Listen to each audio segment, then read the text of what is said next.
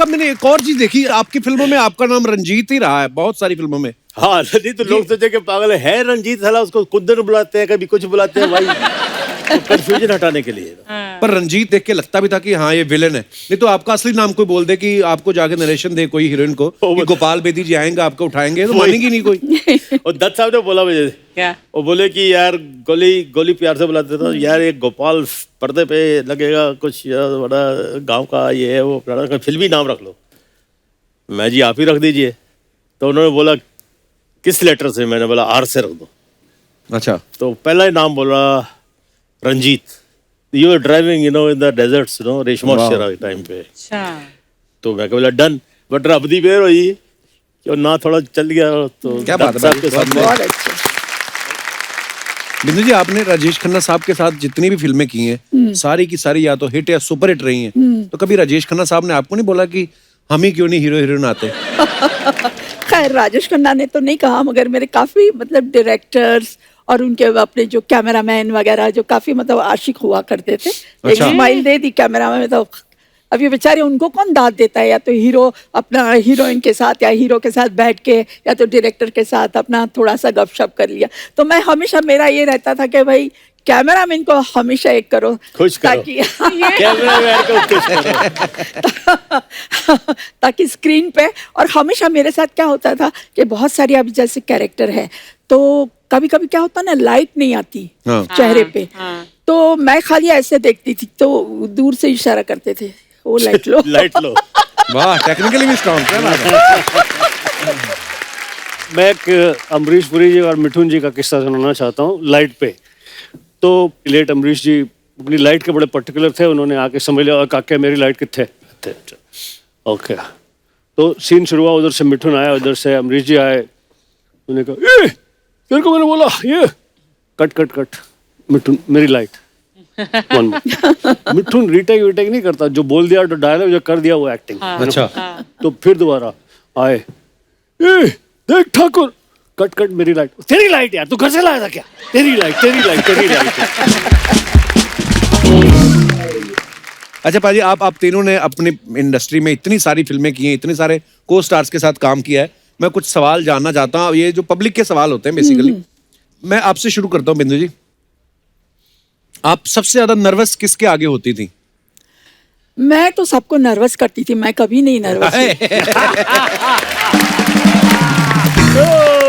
क्या बात है पाजी, आप कभी किसी के आगे नर्वस हुए? आई डोंट थिंक ऐसा कभी मौका मिला। तो लाइन में आने से पहले ही मैं I was very fortunate, lucky.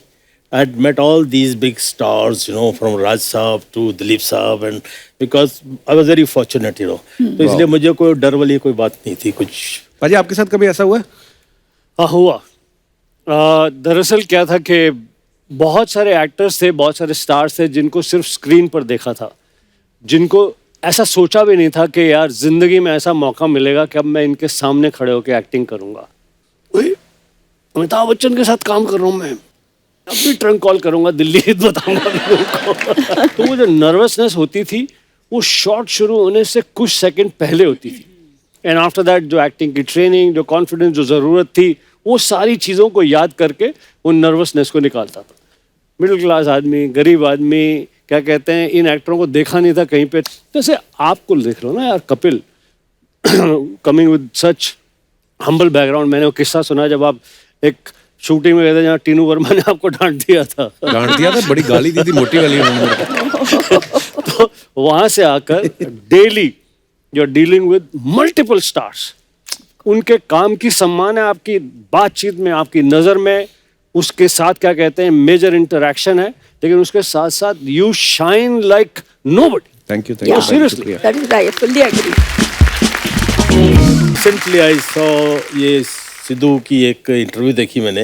हाँ जी, उनका इंटरव्यू देखा आपने? आपकी बहुत तारीफ कर रहे थे। इन दोनों का म्यूचुअल एडमिरेशन क्लब है, सिद्धू का और इसका। Very harsh. पाजी, अर्चना जी के सामने आप सिद्धू जी की तारीफ करोगे ना, ये आपकी गाड़ी पंक्चर करेंगी बाहर जाकर।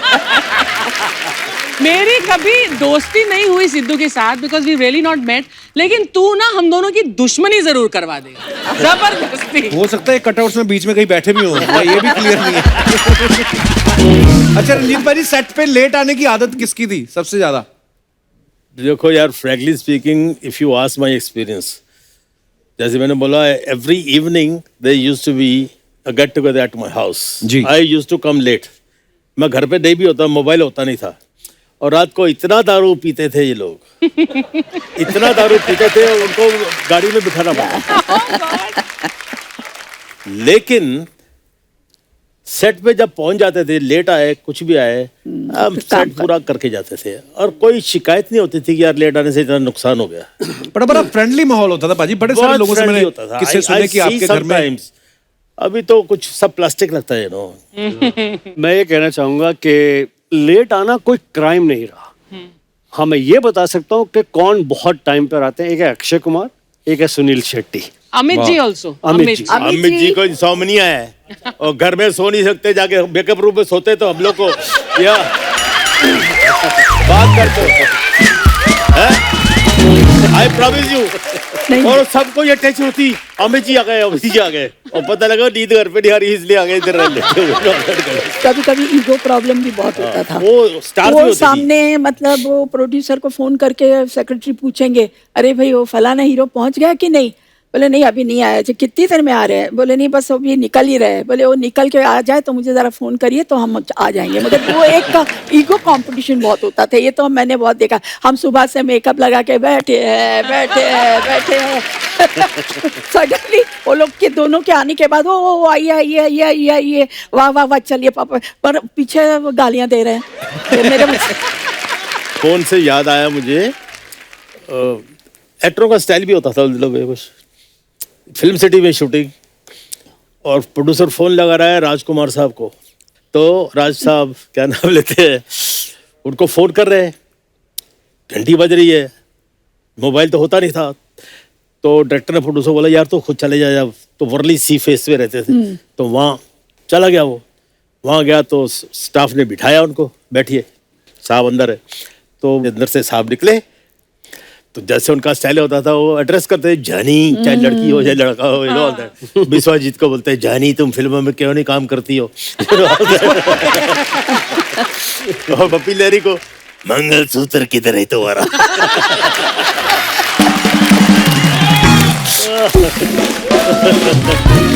अच्छा, तो ये प्रोड्यूसर पहुंच गया उधर जब पहुंच गया तो फोन आया, तो राज साहब ने फोन उठा. जब तक चाय भाई आई, फोन उठा लिया, बात किया, रख दिया. प्रोड्यूसर बोलता है राज साहब कब से आपको फोन कर रहे हैं, आप फोन नहीं उठा रहे.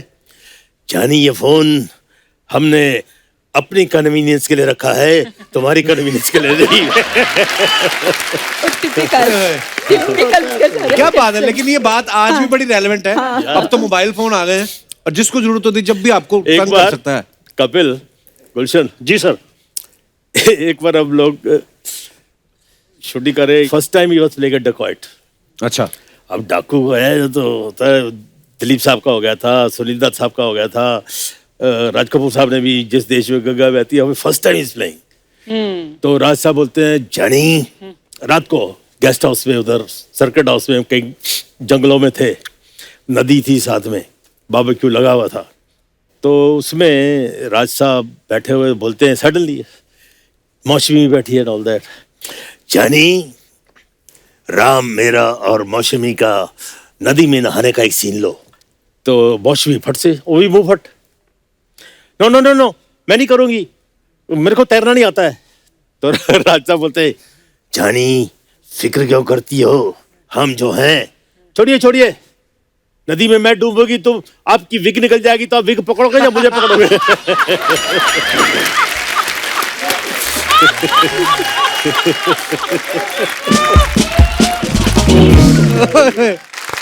कंजूस कौन होता था पाजी? सारे जितने भी स्टार्स अपने आपके को स्टार्स थे. में जो मेरा एक्सपीरियंस है कपिल, हम संजीव कुमार से बहुत चिढ़ते थे. इतना पैसा कमाता था वो, अच्छा, अपने ऊपर बेचारा नहीं खर्चा करता था. मैंने उसके लिए एक बंगला जूस किया है जू बीच पे, तो मैंने फिक्स कर दिया, प्राइस भी फिक्स हो गई, सब कुछ हो गई. फिर बाद में मैं आउटडोर से वापस आया तो पता लगा उसने नहीं लिया. तो हरी भाई बुलाते थे उसको, हरी भाई. हरी भाई क्या करोगे इतना पैसा, his brother had died, everybody had died. तो I used to feel for him, he was a very lovely person, you no.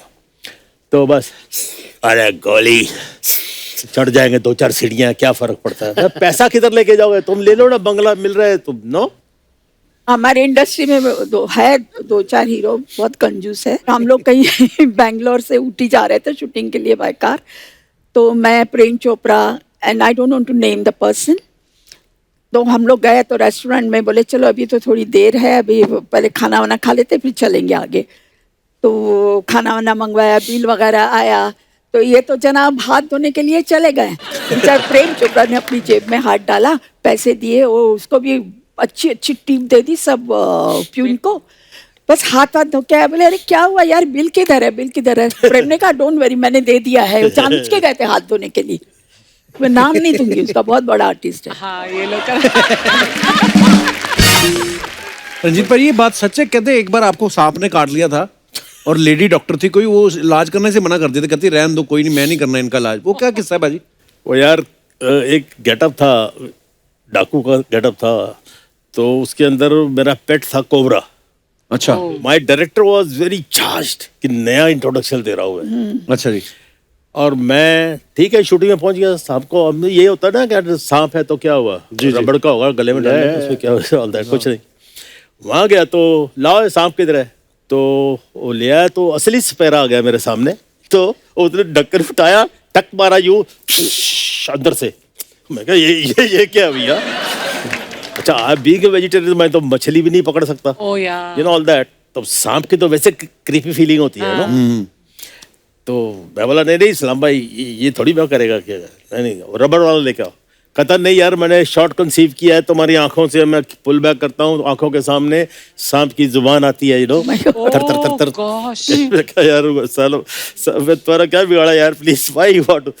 कहता है नहीं कर लो या कुछ नहीं होगा। तो सपेरा मुझे बोलता है नहीं साहब कुछ नहीं होता, इसके देखो जहर नहीं है, ये देखो ऐसे हाथ पे, दांत भी नहीं है।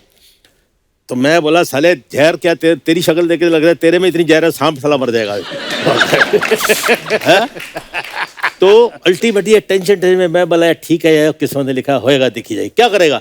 बोला मैं इधर लपेट दूंगा और गर्दन आपको दे दूंगा, ये दूध का कटोरा होगा, ये बाहर आउट ऑफ फ्रेम, और यहाँ से आप उसको मुंडी अंदर रखो और उसके ऐसे लेके आओगे तो यहाँ से शॉट शुरू हो जाएगा। Oh God, I can't even. और मैंने जी अपना भगवान का नाम लेकर ला यार चल। अच्छा I was wearing a dress, हो जो झबा वबा मैं पहनता था ना, अरबिक पहनते होते हैं, लूज सब ड्रेस है, और मैंने उसकी गर्दन पकड़ी हुई है, तो मैं बोला साला स्लिप करके कहाँ घुस जाए पता नहीं।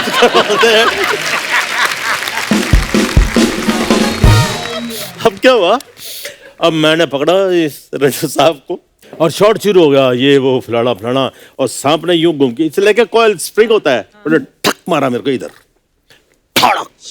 तो विलन को एक एडवांटेज होता है, विलन को क्या? वो जो डायलॉग भूल जाता है ना, तो हंसना शुरू कर देता है।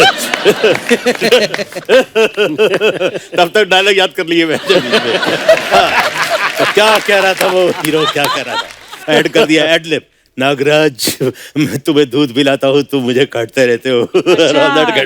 इम्प्रोवाइज कर दिया। उसके बाद शॉट पूरा हो गया, और वो जो तालियां वालियां पिटी जब जो होती है, जो कुछ भी है कि हो गया शॉट हो गया, यू नो ऑल दैट।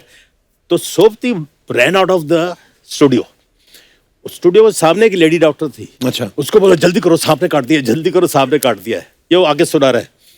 तो कहती अच्छा, वो फर्स्ट एड का बॉक्स होता है ना उनका, वो पैक कर रही थी, तो ऐसे करते करते किसको काटा है, बोले रंजीत को काटा है? मैं नहीं आती। She refused to come। वो बोला सांप को काट दिया साला, तो रंजीत को काटा, he is the worst than a snake man। Wonderful यार सर, कमाल है।